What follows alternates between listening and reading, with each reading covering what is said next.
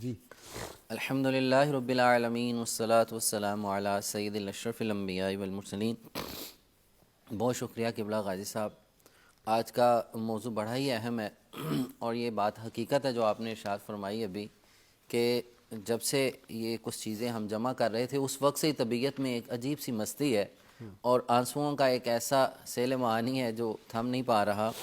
مولا روم رحمۃ اللہ تعالی علیہ ایک جگہ ارشاد فرماتے ہیں کامل ارواح عالم ارواح کے اندر معلم بھی رہی ہیں متعلم بھی رہی ہیں، واہ سبحان اللہ اور اس سبحان اللہ۔ عالم ظاہر میں یہ مدارس اور کتب جو ہیں یہ صرف ظاہری ہیں، ٹھیک اصل جو تعلیم اور تعلم ہے وہ عالم ارواح میں ہی رہا ہے۔ عبد القادر رابلی آپ ارشاد فرماتے ہیں کہ ایک اصول ہے، اصول یہ ہے، آپ فرماتے ہیں کامل انسانوں کی جو کامل ارواح ہوا کرتی ہیں اس کا فیض لینے کا دو طریقے ہیں، جو انٹرو میں آپ نے بھی اشارہ جس طرح فرمایا، میں عالم ظاہر کے اندر بالمشافہ ہوتا ہے، آمنے سامنے بیٹھ کے تربیت روح لیتی ہے اور وہ علم حاصل کرتی ہے۔ اور فرمایا کہ اس کی تربیت کے دو طریقے ہیں، اول جیسے کہ آقا کریم صلی اللہ علیہ وسلم کی حیات مبارکہ میں آپ نے اپنی ظاہری حیات میں سیدنا اویس کرنی رضی اللہ تعالیٰ عنہ کی تربیت فرمائی، اور پھر فرماتے ہیں حضرت امام جعفر الصادق رضی اللہ تعالیٰ عنہ نے حضرت بایزید بستامی رحمۃ اللہ تعالیٰ علیہ کی تربیت فرمائی، اور آگے فرماتے ہیں تربیت کا دوسرا طریقہ یہ ہے کہ آپ صلی اللہ علیہ وسلم کے عالم حجاب میں جانے کے بعد حضور نبی کریم صلی اللہ علیہ وسلم عالم رویا کے اندر تربیت فرماتے ہیں۔ سبحان اللہ۔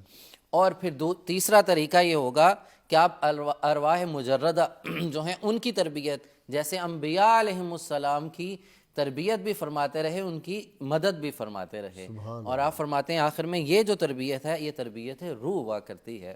تو آخر میں کہا کہ حضرت اویس کرنی رضی اللہ تعالیٰ عنہ کو آپ صلی اللہ علیہ وسلم نے عالم ظاہر میں رہتے ہوئے عالم ارواح میں تربیت فرمائی۔ سبحان اللہ سبحان اللہ۔ ایک بڑی طویل روایت ہے کہ حضرت ابو ہریرہ رضی اللہ تعالیٰ عنہ حلیۃ الاولیاء کے اندر ہے کہ آقا کریم صلی اللہ علیہ وسلم نے ارشاد فرمایا کل صبح ایک اجنبی شخص ہمارے ساتھ نماز ادا کرے گا اور اللہ تبارک و تعالیٰ نے اس سے جنت عطا فرمائی ہے۔ صبح کا وقت ہوا، نماز کے بعد سب لوگ جب فارغ ہوئے، حضرت ابو ہریرہ رضی اللہ تعالیٰ عنہ ارشاد فرماتے ہیں کہ تمام لوگ اپنے گھروں کو لوٹ گئے، میں حضور کی خدمت میں رہا، میں بیٹھا رہا، اچانک ایک شخص حاضر ہوا، سیاہ فام تھا، مختصر لباس تھا اس کے جسم پر، اور جو لباس تھا اس پہ کئی پیوند لگے ہوئے تھے۔ حضور کی بارگاہ میں حاضر ہوئے اور ان کے جسم سے مشک کی خوشبو آ رہی تھی، اور حضور کی بارگاہ میں آپ کے دستبوسی کرنے کے بعد، حضور کی بارگاہ میں حاضری کے بعد عرض کرنے لگے یا رسول اللہ میرے لیے دعا فرمائیے۔ آپ سرکار نے ہاتھ بلند فرمائے اور ان کی شہادت کی دعا کی۔ تو جب وہ رخصت ہو گئے تو میں نے عرض کیا، حضرت ابو ہریرہ فرماتے میں نے عرض کیا یا رسول اللہ یہ جو شخص ہے جس کو آپ جنتی فرما رہے تھے کیا یہ وہی شخص ہے؟ فرمایا نعم، ہاں یہ وہی شخص ہے جو کہ جنتی ہے، یہ فلاں کا غلام ہے۔ آقا یا رسول اللہ آپ اسے آزاد فرما دیجئے۔ آپ فرماتے ہیں آقا کریم صلی اللہ علیہ وسلم نے ارشاد فرمایا میں اسے کیسے آزاد فرما دوں جب کہ اللہ نے تو اسے جنت کی بادشاہت عطا فرما رکھی ہے، اور فرمایا جنت میں بادشاہ اور سردار ہوں گے، یہ جو سیاہ فام ہے ان سرداروں اور بادشاہوں میں سے ہے۔ اور پھر آقا کریم صلی اللہ علیہ وسلم نے ارشاد فرمایا ابو ہریرہ یاد رکھو زمین پہ اللہ تبارک و تعالیٰ کے محبین کی نشانی یہ ہے، وہ لوگ دنیا میں مخلص ہوتے ہیں، دنیا داروں سے پوشیدہ ہوتے ہیں، نیکوکار ہوتے ہیں، ان کا ظاہر ایسے ہے کہ ان کا لباس مختصر ہے اور ان کی عادت یہ ہے کہ وہ حلال ہی کھاتے ہیں اور حلال ہی کماتے ہیں، اور اگر وہ ناز و نام میں پلی کسی خواتین کی طرف نکاح کا پیغام بھیجیں اور اس کو وہ رد کر دیں، اگر وہ غائب ہو جائیں تو کوئی انہیں ڈھونڈنے نہ نکلے، اگر وہ دنیا سے چلے جائیں تو کوئی ان پہ حزن و ملال نہ کرے، اگر وہ بیمار ہو جائیں تو ان کی کوئی عیادت نہ کرے۔ اور پھر حضرت ابو ہریرہ عرض کرتے ہیں یا رسول اللہ ان صفات کا حامل اس وقت دنیا میں کوئی موجود ہے؟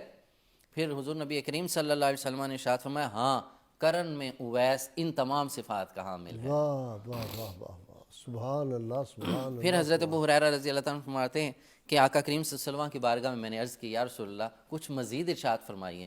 پھر آپ سرکار علیہ الصلوۃ والسلام نے فرمایا کہ میرا اویس وہ ہے، فرمایا سرخ اور سفید اس کے بال ہوں گے، ہمارا درمیانہ قد ہے، گندمی رنگ ہے، اور ساری چیزیں ارشاد فرمانے کے بعد فرمایا وہ کثرت سے گریہ وزاری کرنے والا ہے۔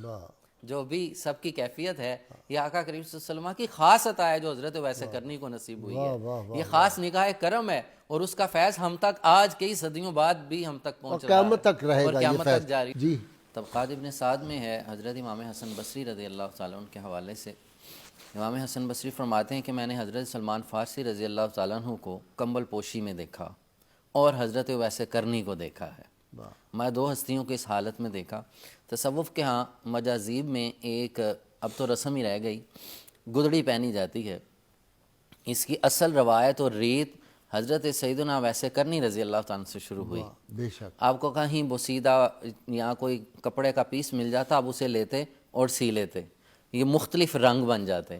اب تو وہ جو مجازیب لیتے ہیں وہ تو اور قسم کی ہوتی ہے مختلف رنگوں کی, لیکن اس کی ریت روایت اور رسم وہاں سے شروع ہوئی. اس کے سندھ میں ابھی بھی اس طرح کی وہ ملتی ہے اوپر پہننے والی. اوپر لیتے ہیں. جی ہاں جی ہاں.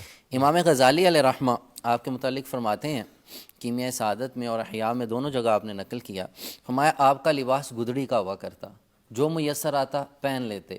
بسا اوقات 2 چادریں آپ کے پاس ہوتی اور بسا اوقات صرف ایک ہی رہ جاتی اور ایک کو ہی زیب تن فرماتے اور اپنا سطر مبارک پوشیدہ کرتے ہوئے نماز ادا کیا کرتے. اور آپ کے مشاغل میں یہ ملتا ہے کہ کثرت نماز اور کثرت تلاوت کی یہ کیفیت ہوتی.